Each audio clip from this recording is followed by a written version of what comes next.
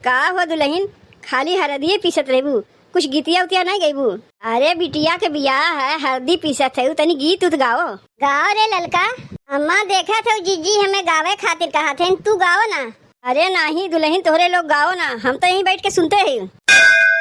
पीसा हो अम्मा धीरे धीरे, हरदी के गांठ हो पीसा हो अम्मा धीरे धीरे, पहला हरदिया अम्मा पंडित जी चढ़ाई है हो, पहला हरदिया अम्मा पंडित जी चढ़ाई है हो, तब तू चढ़ाई है अम्मा, तब तू चढ़ाई है अम्मा, पापा जी के साथ हो पीसा हो अम्मा धीरे धीरे, हरदी के गांठ हो पीसा हो अम्मा धीरे धीरे, दूसरा हरदिया जीजी पापा जी चढ़ाई है हो, दूसरा हरदिया जीजी पापा जी चढ़ाई है हो, तब तू चढ़ाई है जीजी, तब तू चढ़ाई है जीजी,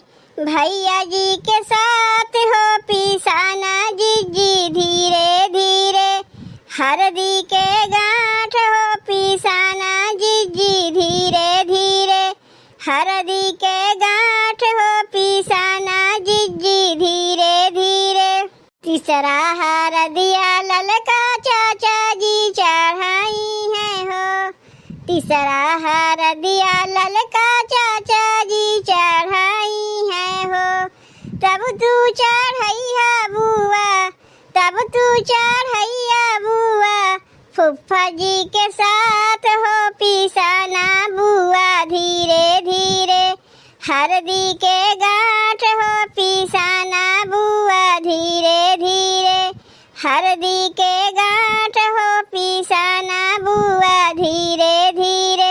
तब बहनी हरदी रस्म के गीत कैसन लाग? अगर अच्छा लगी तनी कमेंटवा कह के बतायू, तनी वीडियो के लाइक और चैनलवा का सब्सक्राइब करब ना भूलायू।